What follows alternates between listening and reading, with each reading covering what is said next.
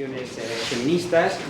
Creo, si no me equivoco, y creo que no me equivoco, que pues, ha sido una de las pioneras, de las pocas pioneras que hay en el país a la hora de estudiar un material que ya existía, obviamente, pero que no había sido rescatado, digamos, del olvido y de la desmemoria, que no solamente ocurre en su país, sino también en muchos otros, ¿no?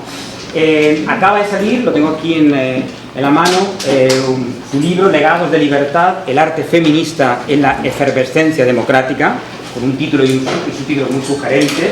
Me imagino que ahora lo vas a explicar, ¿no? Y este es el fruto de un trabajo que ella emprendió ya hace varios años, ¿no?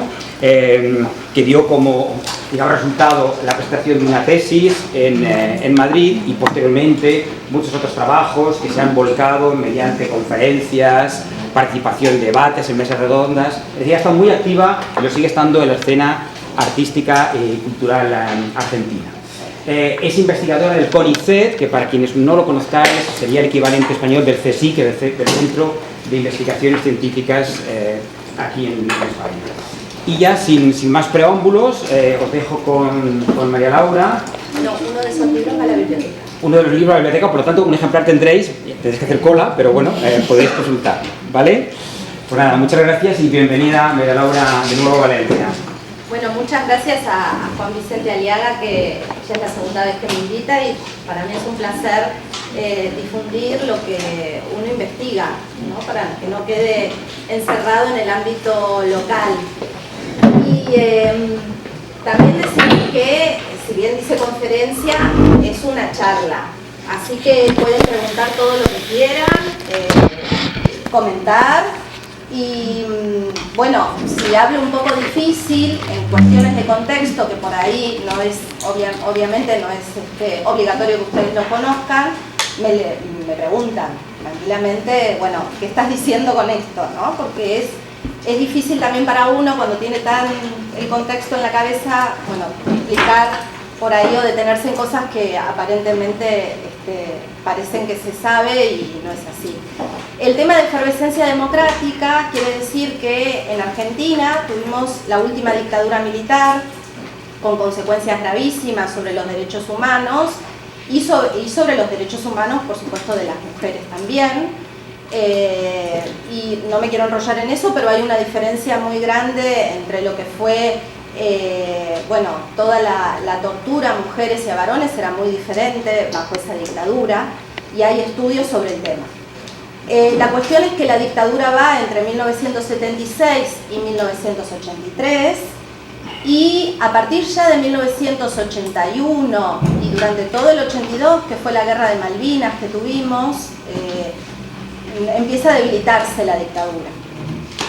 Y en 1983 se inicia de a poquito la recuperación de las libertades y sobre todo la recuperación de la calle, del espacio público que estaba totalmente prohibido, ¿no? Las reuniones, las manifestaciones, y por eso la efervescencia democrática, o sea, entre el 84 podríamos decir, que se vuelve a hacer la primer marcha, el 8 de marzo, la primer marcha del Día de la Mujer, el 8 de marzo de 1984, hasta 1988, se vive un momento de mucha efervescencia en cuanto a libertades sexuales, en cuanto a libertades artísticas, en cuanto a libertades políticas.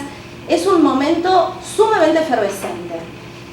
Resumo rápidamente, es el momento que coincide en Estados Unidos y en gran parte de Europa con la época de los neoliberalismos, de los conservadurismos, es la época de Reagan-Thatcher, que fue una época bastante tremenda y un poquito más, Bush también, Bush padre. La Argentina en ese momento, con la recuperación de las libertades, vive una situación bastante excepcional. A nosotros nos va a caer todo el conservadurismo, el neocapitalismo, el neoliberalismo, digamos, todas esas situaciones que ya se estaban viviendo en otros países desde los 80, nos cae a partir del 88 con el gobierno de Carlos Saúl Menem. O sea, en el 89, ya con el inicio de la presidencia de Menem, entramos en una situación sumamente diferente. Y por eso, bueno, mi investigación, digamos, se cierra en el año prácticamente 89-90. Es como una década, la de los 80, que se inicia ya con el debilitamiento de la dictadura militar y culmina, digamos, con otro momento histórico diferente, que para la Argentina fue tremendo porque, bueno, implicó sobre todo desastres económicos, tragedias sociales, digamos, situaciones bien difíciles. Tomando el tema del arte feminista, para no extenderme en cuestiones políticas y económicas, que tampoco yo soy especialista, sino que simplemente es plantearle por qué este tema de la efervescencia democrática o por qué el tema de la postdictadura. Puse postdictadura para poder llegar a momentos más recientes del arte, ¿sí? Pero, digamos, volviendo al tema del arte feminista, la segunda ola o el segundo gran momento del arte feminista, que va a ser a partir de los años 70 en Argentina, se inaugura con un movimiento que es UFA, la Unión Feminista Argentina, que se desarrolla a partir de 1972. En España es anterior, por supuesto, ya es en los 60. Para nosotras es a partir del año 72, con la conformación de ese grupo feminista, comienza a haber reclamos y críticas muy fuertes al patriarcado. Y se va a tomar la calle, digamos, como un lugar de lucha y de activismo, de arte activista. O sea, va a haber, por supuesto, reclamos que van a ir acompañados con acciones artísticas, que en su momento no se veían como artísticas, pero que con la ampliación del término arte en la segunda mitad del siglo XX y en la actualidad, podemos entenderlas como artísticas. Esto se da en los años 70. ¿Qué pasa? En 1976, con la última dictadura militar, van a empezar a ser, no perseguidas, pero estar amenazadas. Entonces los grupos feministas se van a disolver hacia el 76. Algunas se van a exiliar en México, con lo cual va a ser muy interesante porque con la vuelta a la democracia traían información del feminismo mexicano. Otras van a venir para España o van a irse, digamos, donde podían, ¿sí? En el año 83, con el regreso de la democracia, se comienzan a recuperar acciones feministas, que es lo que vamos a ver. Y desde el campo del arte comienzan a aparecer muchos elementos, muchas obras.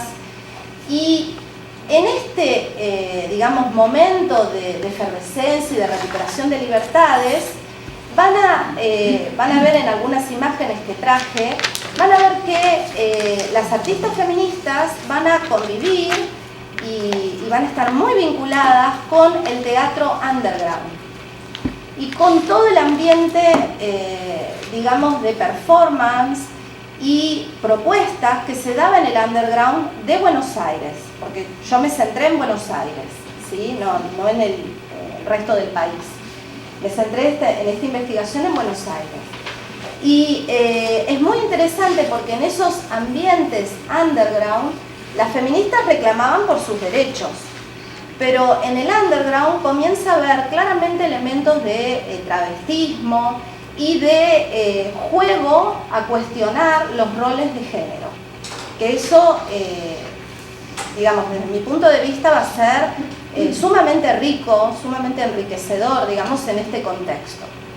Luego, en los 90, comienzan a haber propuestas, esta es la gran diferencia con los 80, que son un poquito más políticamente correctas, son menos subversivas, digamos, del sistema, quizás.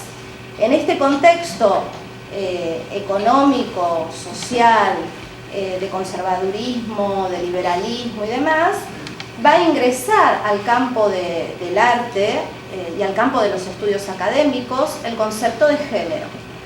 No sé si por ahí recuerdan que el concepto de género ingresa, digamos, a los estudios académicos a finales de los 80. En la Argentina llega hacia el año 89, principio de los 90. Y el concepto de género en Argentina, esto hago hincapié porque es bien diferente al caso español y al caso europeo y anglosajón. a mi criterio, es bastante más políticamente correcto que cuando yo estoy hablando de manifestaciones feministas. O sea, en el campo de, digamos, en Argentina, en el campo del arte de género, las manifestaciones de arte de género no tienen esa contundencia o esa fuerza, al menos que venían planteando aquellas manifestaciones de arte feminista de los años 80. Entonces hay como una gran diferencia entre lo que va a suceder en la década del 80 y lo que va a suceder en la década del 90. ¿Sí? ¿Hasta acá hablé muy rápido? ¿Se entendió algo?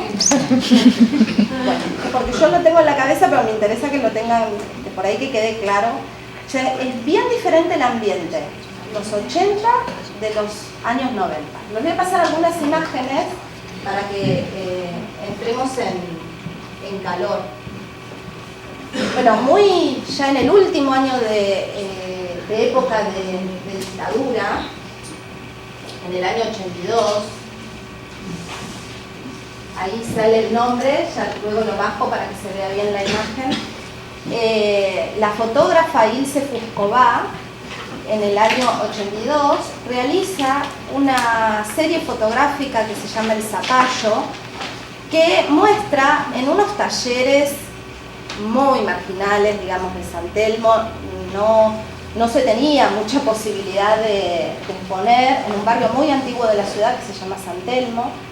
Estábamos en el último año de la dictadura, con lo cual no era, digamos, un momento demasiado acogedor para las exposiciones artísticas, y ella expone una serie que tiene alrededor de 7 fotografías donde aparece jugando una mujer desnuda con el zapallo sobre su sexo y en clara connotación, aludiendo claramente a la cuestión de la unión entre la naturaleza, la fertilidad femenina, digamos, todo lo que tenía que ver más que nada con un feminismo que en Estados Unidos se había dado en los años 70 y del que Ilse Fuscová estaba bastante enterada, ¿no?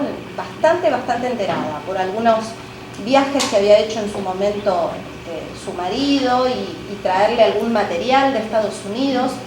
Siempre hay que tener en cuenta que esto es pre-internet, entonces la gente se comunicaba armando redes de solidaridad.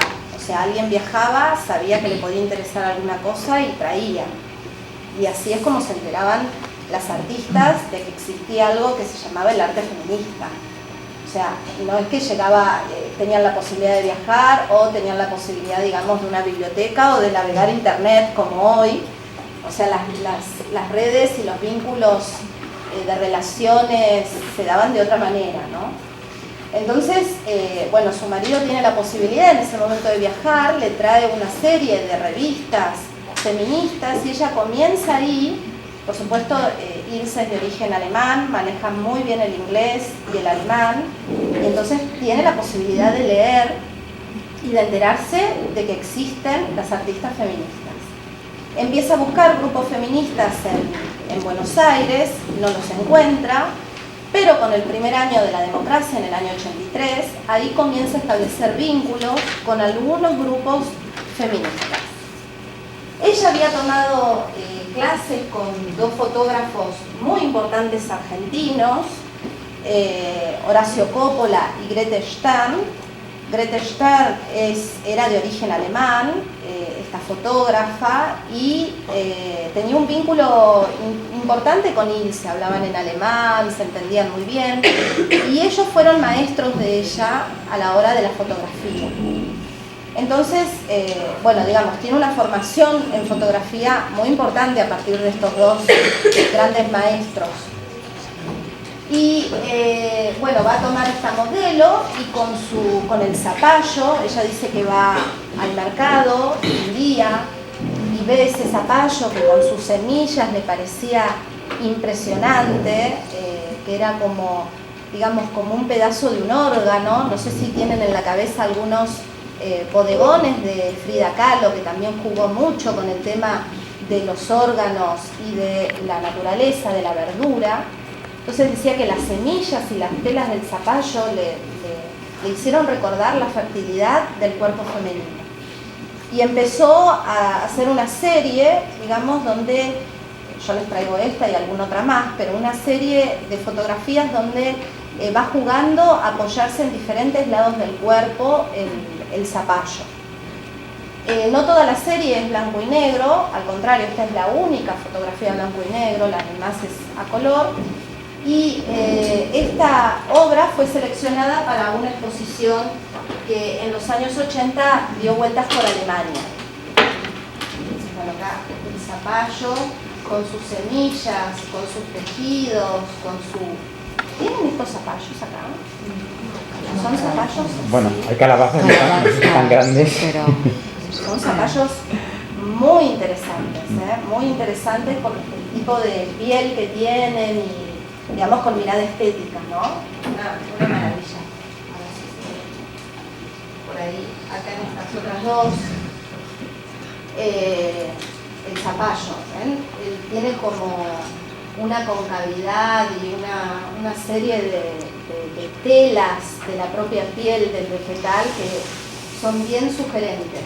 ¿Sí? Son zapallos muy grandes. Bueno, esto sería como un disparador de volver a pensar a pensar en el cuerpo de la mujer después de tantos años de maltrato hacia el cuerpo femenino, sobre todo con el tema de la tortura que sufrieron las mujeres durante la última dictadura. Y esto la motiva a Ilse para empezar a pensar que las mujeres y los varones observamos el cuerpo de la mujer de manera diferente y tratar, va a decir ella, de recuperar la mirada de la mujer al cuerpo de la mujer. O sea, una recuperación de toda esa forma de verse uno mismo el cuerpo y de ver a las demás mujeres el cuerpo. ¿Sí? Esto es lo que ella comienza a pensar a partir de esta serie de trabajos. Con bastante menos tono feminista, porque no era una artista feminista, pero es interesante su trabajo como para pensarlo desde ahí. Bueno, la artista Liliana Maresca, así pueden copiar las fechas que quieran copiar. La artista Liliana Maresca va a ser una artista también que va a trabajar desde la performance, va a hacer alguna foto performance en conjunto con un gran fotógrafo argentino que es Marcos López, y ella comienza a hacer gigantografías de algunas fotos de los militares, ¿sí? De los militares argentinos, de personajes, bueno, que luego van a ser nefastos, digamos, para el argentino, que lo eran. El tema del dinero, el tema de la derecha argentina en la figura de la hija de un gran político de derecha, María Julia Alzogaray, bueno, diferentes jerarcas militares. Fíjense esta mano aquí con el dinero y encima el cuerpo de la mujer con su mano en un lugar bien sugerente, ¿no? En el estómago, ahí intermediando entre el pecho y el vientre. Y hay muchas interpretaciones de esta obra, ¿no? Esta cuestión de bueno, todo el manejo del dinero que hicieron los militares en el último gobierno dictatorial, el tema del mercadeo del cuerpo femenino, ¿sí? Del maltrato, digamos, se puede abrir a toda una serie de interpretaciones que obviamente exceden a esta cuestión argentina, ¿no? O sea, cada uno puede ir asociándola y cada una con temas, ¿no? de cada país. Pero lo interesante es cómo ella se apuesta sobre toda esa lacra, ¿no? Sobre toda esa lacra que tejió y que seguía tejiendo en ese momento la historia nacional. Es una obra bien sugerente, ¿no? Y varias de sus performances, de sus fotos performance, tienen que ver asociado al cuerpo de la mujer con alguna serie de esculturas. Ella es una artista que trabajó diferentes soportes y diferentes técnicas, pero venía sobre todo de un trabajo escultórico. Y muchos de sus objetos, realizados con objetos encontrados en la calle, en este momento están marcando al cuerpo de la mujer, ¿no? Estaba muy vinculado con un cuerpo controlado, con un cuerpo adaptado o restringido o reprimido, ¿sí? Como puede ser este resorte, esta especie de corpiño que de manera sugerente le falta un pecho aquí. Y ella trabajaba este tema de la desnudez en contraste con el objeto, ¿sí? La objetualidad también a la que muchas veces se somete al cuerpo de la mujer, pero no deteniéndose específicamente en este análisis de la mirada de una mujer hacia el cuerpo femenino como había hecho Ilse, ¿no? Sino investigando y explorando otras posibilidades de la performance en relación al cuerpo femenino, ¿sí? También otra obra realizada con objetos encontrados en la calle. En la muestra Perder la forma humana estaba esta serie de fotografía. Fue una muestra que se llevó a cabo el año pasado en el Reina Sofía, donde se analizaba la cuestión de los años 80 en Latinoamérica, ¿no? Y había algunas de las fotos de Liliana, estaba esta especie de objeto ahí también. Fíjense qué interesante, como si fuera un arma, ¿sí? Sobre el vientre femenino. Se ha vinculado muchas veces estos objetos en relación al robo de niños que hubo durante la última dictadura militar. Las mujeres parían en situaciones tremendas de cautiverio y los niños, muchos fueron robados, que todavía se siguen buscando, ¿no? Esa es la misión que tienen las abuelas de Plaza de Mayo. Entonces, esta cuestión del objeto, por eso les digo, es muy interesante cuando uno analiza esta serie de trabajos, tener en cuenta que la tortura fue diferente, tuvo una diferencia de géneros, ¿sí? Se torturaba y se hacía cosas terribles, pero las mujeres con esta cuestión de parir, de la menstruación, o sea, tuvieron verdaderamente situaciones muy difíciles. Y esto empieza a aparecer, este nivel de violencia, empieza a aparecer en algunas imágenes de estos años, ¿no? En algunas obras de estos años. Bueno, estas son obras bien elocuentes porque muy pocas veces se las han exhibido, digamos, como tenían que exhibirse o como tienen que exhibirse en Buenos Aires, ¿no? Son una serie de discos que hizo el artista Marcelo Pombo, ¿sí? Un artista gay que de una manera, digamos, en una época bastante temprana, en el año 85, comienza a desarrollar una serie de trabajos sobre discos de pasta en los que tomaba el centro, ¿se acuerdan los discos de pasta que se colocaban? Digamos, tenían el centro agujereado, el centro era un ano para él, ¿no? Lo interpretaba como si fuera un ano y jugaba con toda una serie de imágenes de violencia, ¿sí? Y luego, digamos, el dripping o sugerencias que tenían que ver con, con el semen, etc. Es muy interesante porque también en cuestiones de tortura, de represión y demás, también hubo diferencias, ¿no? Entre los homosexuales, las homosexuales y los heterosexuales. Hubo muchísimas diferencias. Entonces, esta violencia parece un poquitito como cuando uno lo ve de lejos, dice, uy, qué colores, qué estridencia, qué interesante. Cuando se acerca, bueno, hay todo un universo ahí bien crítico, un poco violento, ¿no? Fíjense las fuerzas policiales. Esta serie de trabajos, hay algunos que son un poquito más quizás un poco más suaves, no tan violentos. Acá tiene que ver con el erotismo, la papaya, bacon, y esta cosa de deformación en el rostro.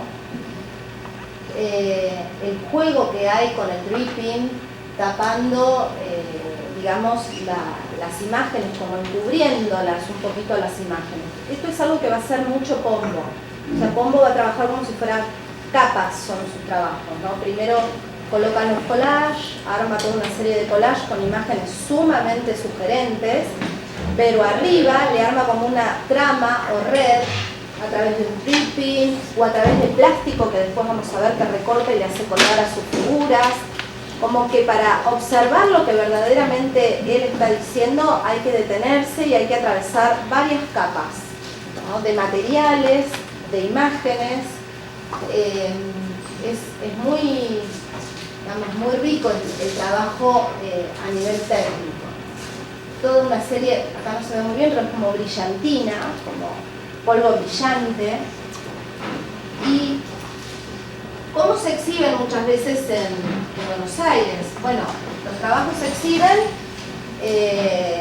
muchas veces se exhiben con este Winco, que es un tocadisco, ¿sí? Con el disco encima, pero en algunos pedestales, digamos a la altura del ojo. Y entonces uno no puede ni siquiera observar lo que está viendo, o sea, ¿qué es lo que estoy diciendo? ¿Qué es lo que quiero decir? Que cuidado muchas veces cómo se exhiben las obras contemporáneas, porque a veces el mensaje que el artista quiere transmitir se transforma en algo que nada que ver. Una obra de una fuerza y de una cuestión que tiene que llevar a la reflexión sobre la homosexualidad y demás, queda, digamos, como un objeto muy simpático, ¿sí? Muchas veces, ¿no? Y estos son algunos problemas que yo vi en cuestión, bueno, esto no es ingenuo también, o sea, Argentina es un país muy machista y muchas veces las obras más subversivas o más para debatir y para plantear una cuestión como la homosexualidad, bueno, se negocian, ¿no? Se neutralizan, se muestran de alguna manera que no sea tan fuerte o, ¿no?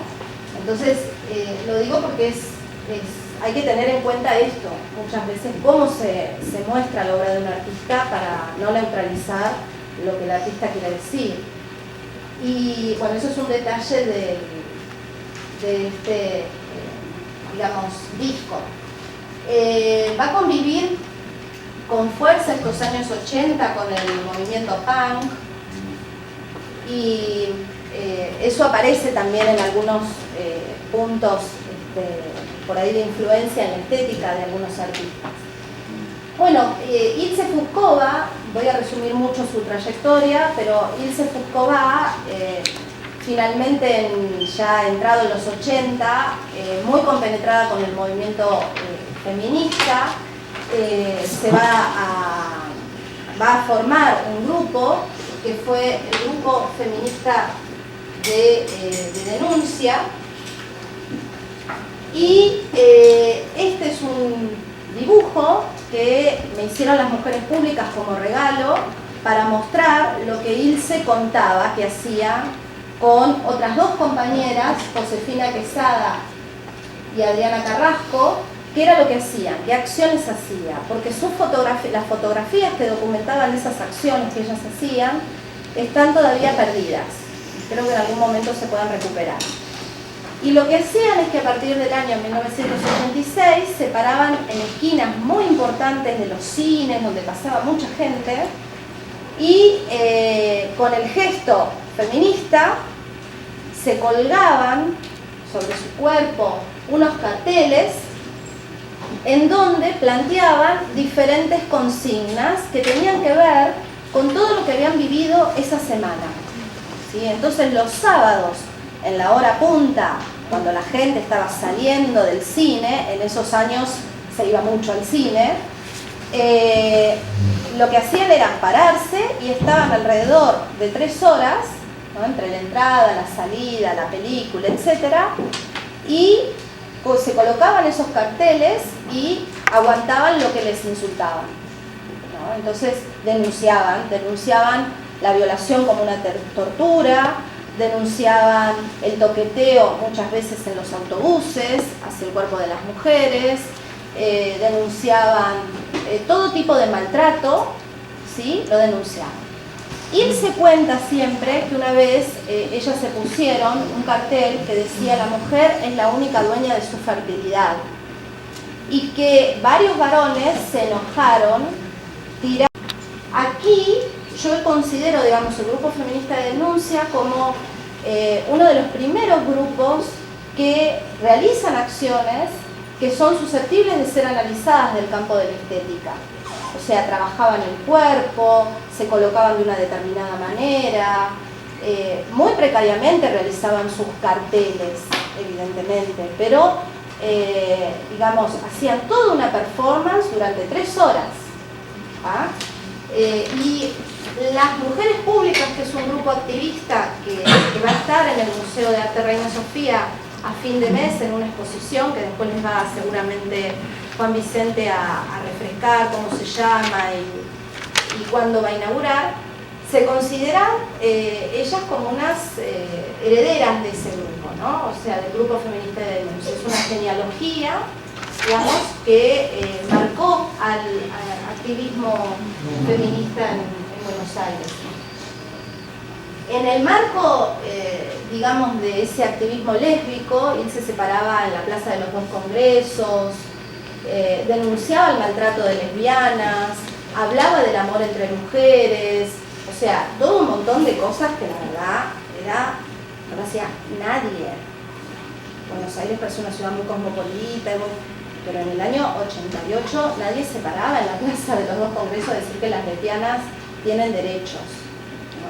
Y era impresionante Ilse con 2 o 3 mujeres más, no se vayan a creer que eran grupos y grupos, o sea, esto era sumamente fuerte porque estaban muy desprotegidas, ¿sí? 2 o 3 mujeres reclamando por los derechos, era por sus derechos sexuales y porque eran personas, entonces eso era sumamente fuerte. En ese contexto va a haber una exposición que se llamó Mitominas 2, sobre los mitos de la sangre y las mujeres, en pleno contexto de SIDA también. En el año 88 el SIDA ya va a empezar a actuar de una manera muy fuerte en Argentina, y ella, a partir de las lecturas de un libro estadounidense de Sheri Hyde, basado en una serie de entrevistas a mujeres sobre la menstruación, va a desarrollar una serie de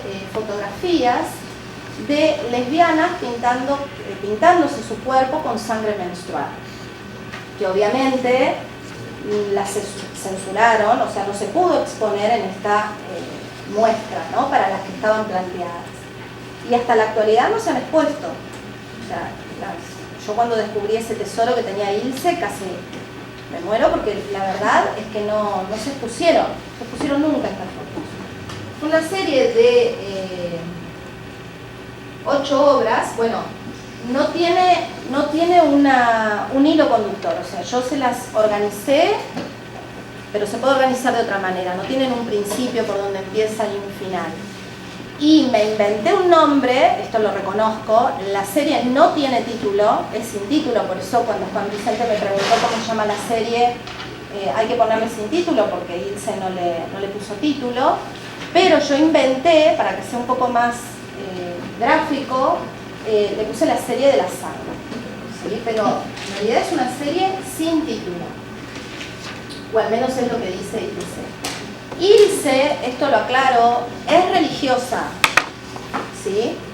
Y el grupo con las que realizó esta serie de trabajos son religiosas, o sea, Adriana Carrasco tiene acá una cruz, no es casualidad, con lo cual imagínense el lío total, porque la iglesia es muy dura, y muy dura en cuestión de iglesia católica, y muy dura en cuestiones de derechos a lesbianas y, ¿no?, a homosexuales, pero ellas son creyentes, cuestión de fe, ellas dicen que son creyentes. Entonces Ilse es sumamente espiritual, ¿sí?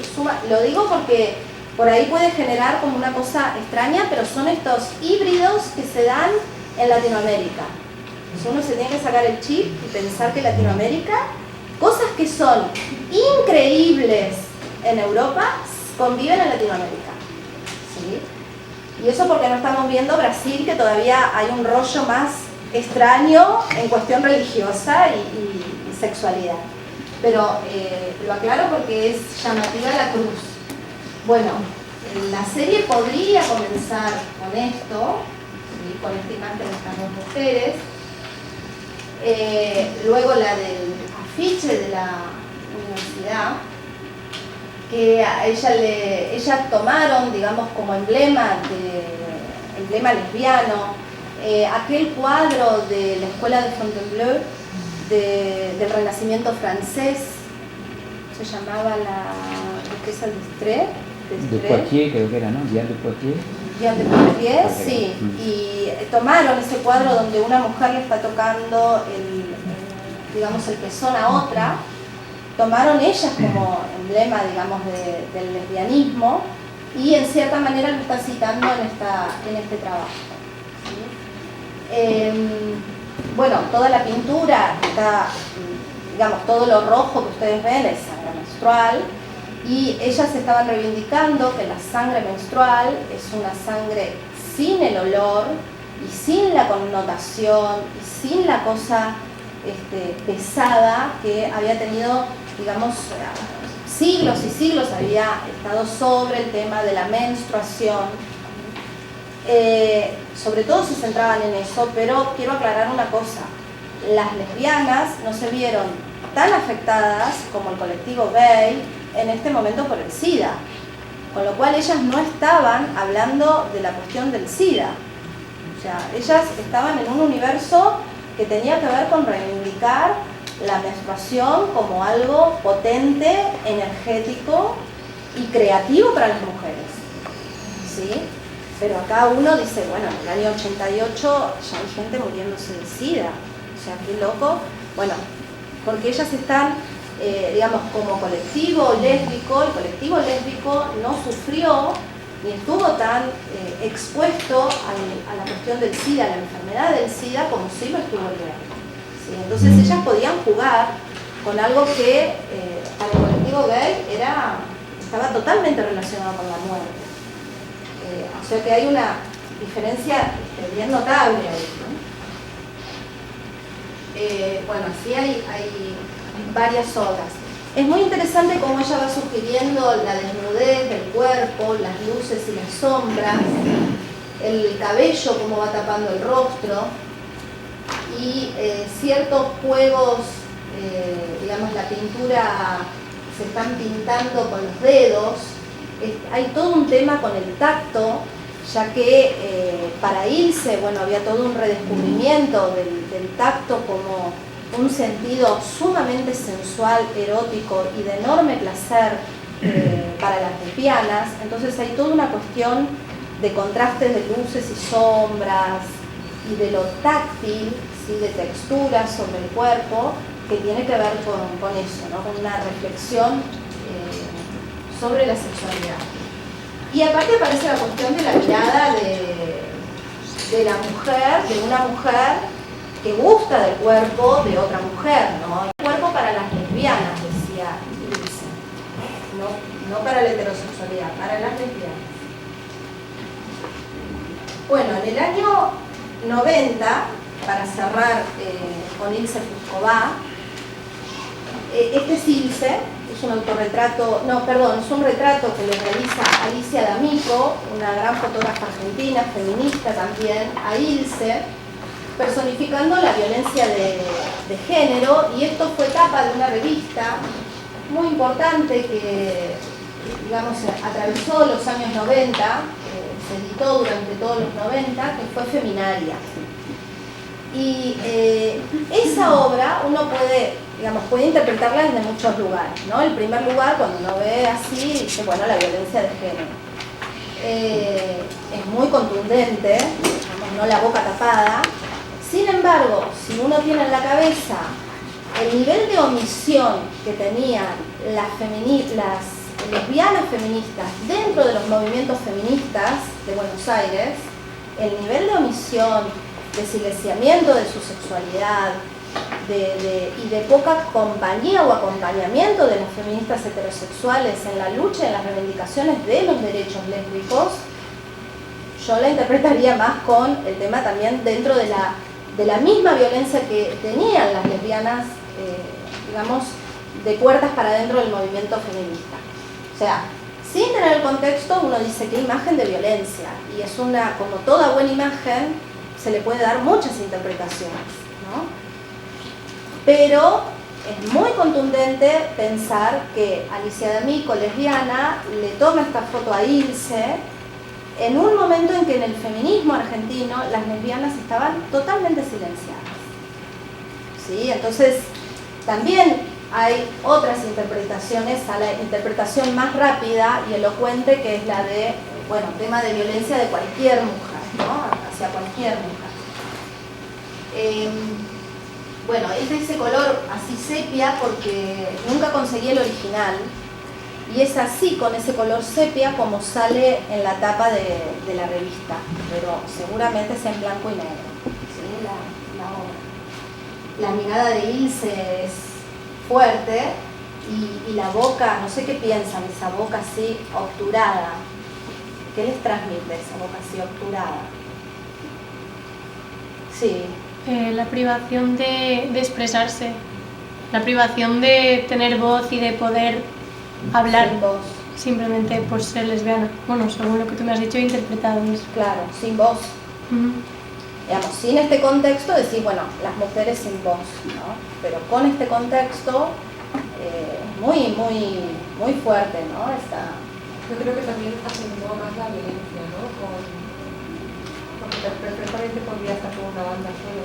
Claro. Y sin embargo, ya le añadir más elementos, incluso que parece como espuma o incluso de pasto. Como algodón o como algo, ¿no? Y muy bueno el color, porque el color blanco con esa especie de soga que tiene oscura, o sea, como que acentúa más y te lleva la mirada ahí. Son como imágenes muy directas. Tienen una capacidad, la fotografía de Alicia D'Amico, las obras de Ilse, que viene del activismo de ellas, que es el condensar el mensaje. No tanto elemento, no tanta cosa, ¿no? Sino que van directo al mensaje, ¿no? Hay como una condensación de lo que quieren decir, y eso es una herencia que van a transmitir después a afiches que vamos a ver al final de Mujeres Públicas, ¿no? Como que se condensa. Y simple, ninguna cosa compleja, sino que cada uno y cada una desde su bagaje puede entender ahí lo que está sucediendo. Bueno, un poco más divertido, digamos en un ambiente más festivo, se dan dos exposiciones en Buenos Aires, en el año 86, en el año 88, que después, si les interesa, está en el libro que voy a dejar en la biblioteca, que se llamó Mitominas. Estas exposiciones, Mitominas 1 y Mitominas 2, cuestionaban la construcción de lo femenino en los mitos occidentales, ya sean europeos o ya sean indígenas, ¿sí? Los mitos.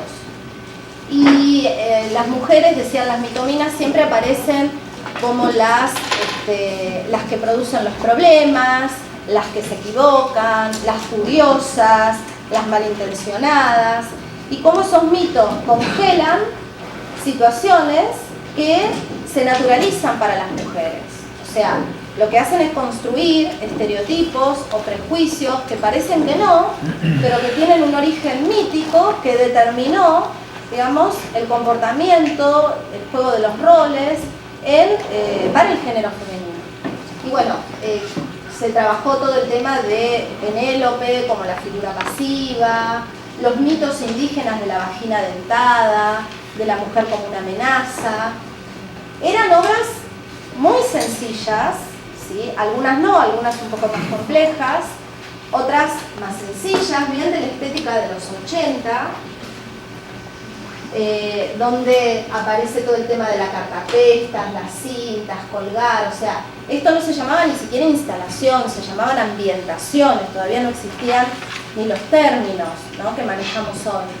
Y lo que interesa más allá de las obras, que uno puede decir, bueno, esta cuestión formal o esta cuestión del material o demás, lo que interesa es el mensaje y cómo estas mujeres se animaron a armar toda una exposición en un centro cultural que era central, que estaba empezando a ser central en Buenos Aires, que fue el Centro Cultural hoy llamado Recoleta, en ese momento la ciudad de Buenos Aires, y consiguieron por su tenacidad, de que querían hacer exposición ahí, consiguieron prácticamente todo el centro cultural, que es muy grande para ellas. Y era una excepción porque había poquísimas mujeres que habían expuesto antes ahí.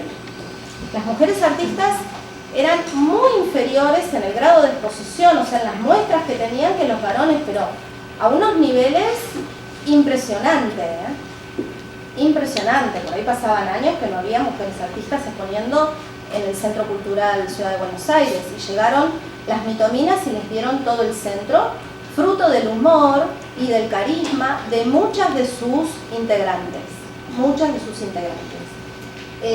con lo cual era, digamos, el trabajar con este tipo de exposiciones fue muy emocionante, digamos, rescatar del olvido todo esto.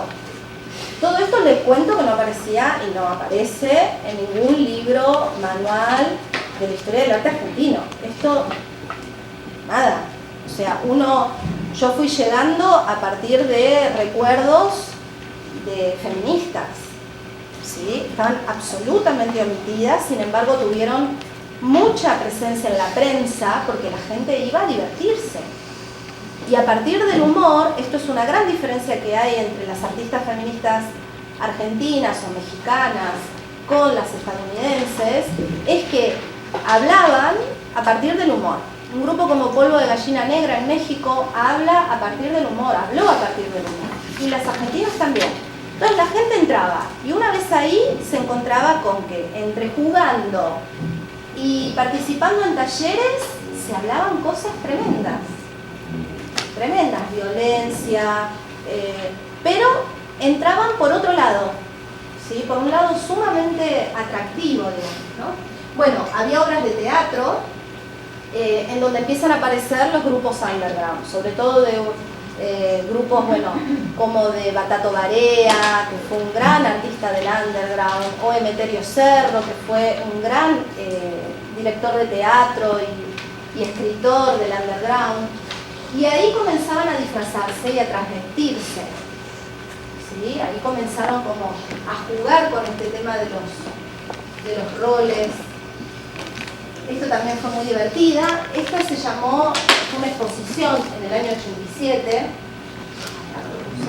que se llamó El ama de Casi la locura, que organizó un grupito de las mitominas, organizado en el año 87, toda una serie de instalaciones en un centro cultural más pequeño, en la sala más pequeña, el centro es grande, pero en una sala más pequeña del Centro Cultural San Martín, organizaron instalaciones que durante los fines de semana funcionaban como escenografías para obra de teatro del under. Y Emeterio Cerro llevó a cabo ahí una obra que jugaba con el tema de la Cenicienta y el príncipe que salva a la pobrecita mujer